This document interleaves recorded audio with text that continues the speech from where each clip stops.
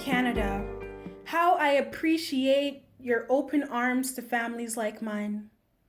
Families of Black babies that speak seasoned English, thank you.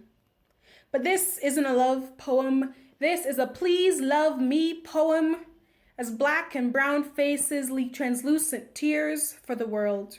Ontario's 627,000 Black population know that there is anti-Black racism and that systemic racism exists in Ontario and in Canada. But that is not what this moment is about. This moment is not about having a protracted academic debate about whether or not there is systemic racism in Canada. Living queer and Black in Toronto means living with daily aggressions and invisibility. Being queer and Black sometimes means that I navigate erasure even in my own Black communities. But these issues aren't new. Homophobia isn't new, and racism certainly hasn't just now reared its ugly head. Black queer folk have always had to fight for a seat at the table. So I think as a Black Canadian, I have definitely dealt with my own versions of daily interactions that are racist, as well as systemic barriers that exist not just for Black Canadians, but definitely for Indigenous Canadians as well. I think in light of the tragic murder of George Floyd, amongst others, a lot of Canadians have been thinking about racism and thinking about what racial injustice looks like and what systemic barriers look like in actually changing and ending people's lives. This feels different. This feels like the most positive and powerful uprising and rebellion.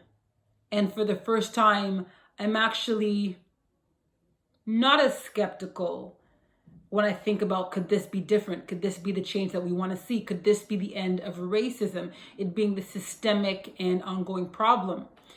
The reason it feels different is because I feel like not only Black people are shouting it from the rooftop, but white people are too. And non-Black people of color are standing alongside us in this fight.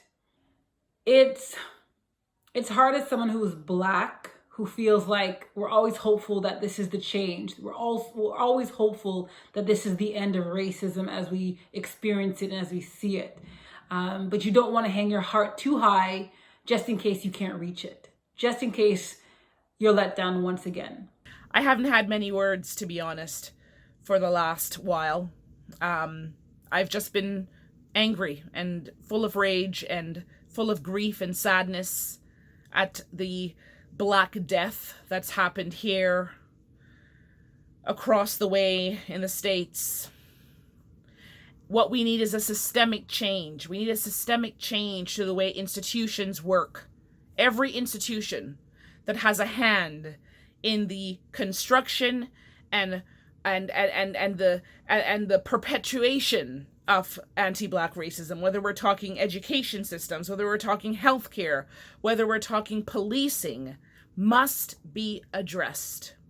Black bodies have been profiled, singled out, and killed without justice for decades.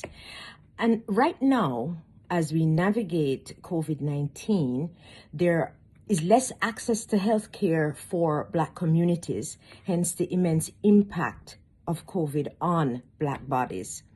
I'm always thinking about how this manifests specifically in our healthcare system and how this changes health outcomes for Black and Indigenous Canadians compared to others. We are fighting to ensure that race-based data on COVID-19, which we know disproportionately impacts Black communities, Indigenous communities, racialized communities, is collected not only during COVID-19, but permanently. Or is it when we look at who are we calling essential workers and we were relying on them during this period of pandemic, that there indeed is a color to that imbalance? And when you look around boardrooms, senior management, who is there? Do you see the representation of Black people in those roles, in positions of authority, in decision making? And for many Black folks who live day in and day out worrying about whether or not they'll come home safe, worrying about whether or not if they challenge their manager or their supervisor or if they let their colleagues know that it's not just a joke, they might lose their job. You know, the Black population has the ambition, has the talent, has the skills. What they need, what we need, is the opportunity.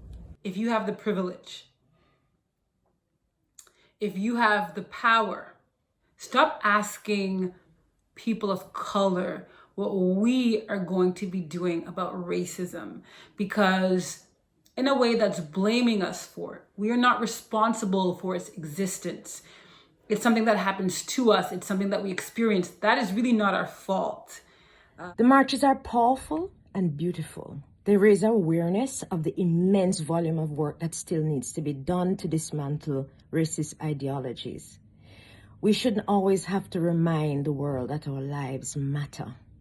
We've had enough. This is our time. Change is being demanded.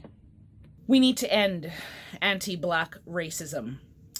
White supremacy has taken its toll on me, on Black Canadians, on Black Ontarians, mentally, physically, economically. It has to stop now. The darkest pity party. Me and my shadow exchange horror stories about being Black. I say to my shadow, I envy you. No one ever questions the quantity of your Blackness. You're never too Black or not Black enough. You are always just simply Black. Without question, without interrogation, I envy how your hands have never felt the chill of cuffs, never been presumed guilty until proven dead, 'cause no matter how hard you try, you can never kill a shadow.